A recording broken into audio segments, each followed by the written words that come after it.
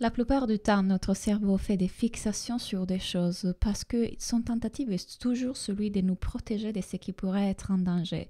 Dans ce cas-là, quand on a le TOC de couple, donc au trouble obsessif compulsif dans les relations, on a tendance à avoir beaucoup de pensées intrusives et beaucoup de pensées obsessionnelles sur la peur qu'il ne soit pas le bon, la peur qu'on puisse trouver quelqu'un d'autre de plus attrayant, qu'on puisse être plus compatible avec quelqu'un d'autre, et donc aussi la peur qu'on puisse tromper notre partenaire avec une autre personne.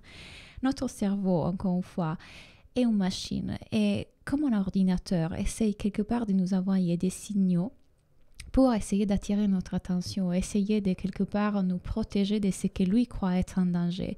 Et pour lui, le danger serait justement celui de rompre le couple, de ne pas quelque part respecter notre partenaire, de faire du mal à cette personne qui est une personne complètement différente par rapport à celle qu'on a eue avant. Donc une personne respectueuse, gentille, présente, affectueuse, engagée. Et bien que d'un côté, il tiraille avec une pensée qui est je serai plus heureuse avec quelqu'un d'autre, on devrait partir. De l'autre côté, c'est attention, ne pars pas parce que tu pourrais faire quelque chose de terrible. Et le cerveau est comme ça, est paradoxal. Il a une double pensée. Donc c'est tout à fait normal. Ça, c'est quelque chose que j'enseigne dans mon programme Le chemin du cœur, dans lequel je vous transmets tout un tas de connaissances et de compréhensions sur comment votre cerveau fonctionne. Et ce n'est dû rien d'autre, encore une fois, qu'à notre trauma, qu'à nos blessures d'enfance, à notre style d'attachement et à la grande confusion qui est dans notre société aujourd'hui et aux sociétés occidentales aujourd'hui est très ancrée, qu'on est notre cerveau, que nos pensées, nos émotions sont vraies, qu'on devrait les écouter, qu'ils ont quelque chose d'important à nous dire. Encore une fois, les pensées et les émotions sont rien d'autre que cette réaction de l'esprit, réaction du cerveau.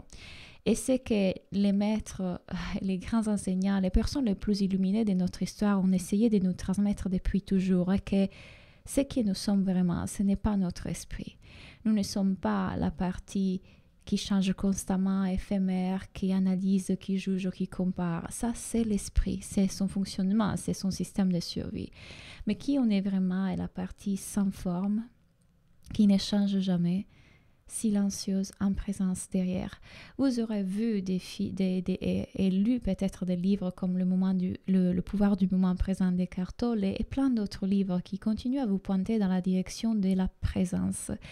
Et ce que je vous invite à faire dans mon programme, exactement ça, revenir en présence, sortir du mental pour vous reconnecter en partie de vous tellement puissante qui est déjà amour et qui du coup peut être enfin bien dans votre couple sain, sans le remettre en question, sans avoir tous ces doutes et notamment ces pensées intrusives comme j'ai peur de tromper mon partenaire. Il n'y a rien à chercher dedans cet questionnement-là. Vous trouverez une personne attrayante, vous trouverez une personne belle. Et souvent, cette attraction, et quand je dis attraction, c'est désir d'explorer quelque chose d'autre avec une autre personne qui n'est pas votre partenaire, vient de l'esprit qui est agité, qui, dans la peur d'une connexion profonde avec votre partenaire, va se dire peut-être que là, on trouvera quelque chose qui va enfin nous compléter, enfin nous rendre heureux, enfin nous rendre mieux et surtout, on ne va plus avoir ces doutes. Ce qui n'est absolument pas vrai.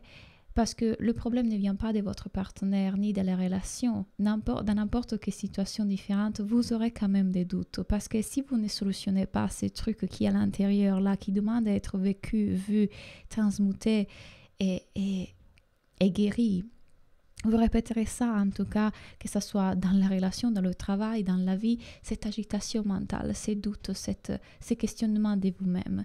Donc, il n'y a rien de vraiment important à chercher dans la relation avec quelqu'un d'autre parce que c'est encore une recherche extérieure. On continue à croire que l'extérieur puisse nous combler. On continue à croire que si seulement mon partenaire était différent, je pourrais ressentir plus de bonheur, plus de joie, plus de sécurité, plus d'épanouissement.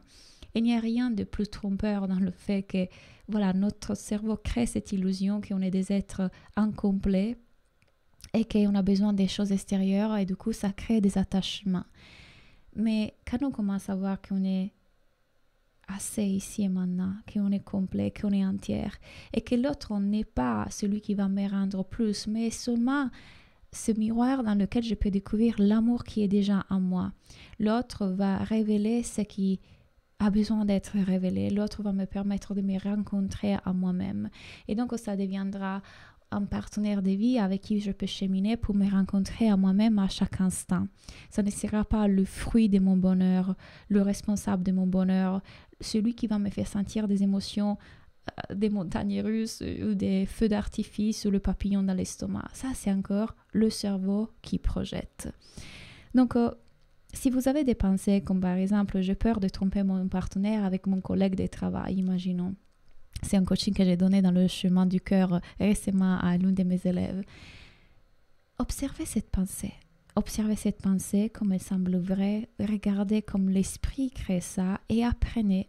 Et ça, c'est seulement avec la pratique que vous pouvez le faire. C'est une vraie pratique comme la méditation, à vous distancier par rapport à la pensée et à commencer à voir la création de l'esprit.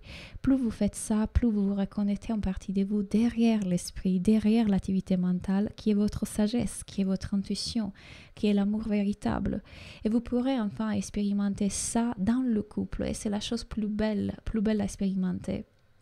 Donc, encore une fois, apprendre à se distancier par rapport à ses pensées sans les croire vraies, sans leur donner importance, en voyant que c'est l'activité de notre esprit et ce qui va nous rendre enfin libres, ce qui nous va enfin nous permettre de trouver la paix intérieure. J'espère que cette vidéo vous a aidé, j'espère qu'elle vous a donné des réponses. Venez nous rejoindre dans le chemin du cœur parce que vraiment, le travail qu'on fait ensemble va au-delà de ce qui pourrait être le travail de couple. On va vraiment trouver cet amour véritable en nous.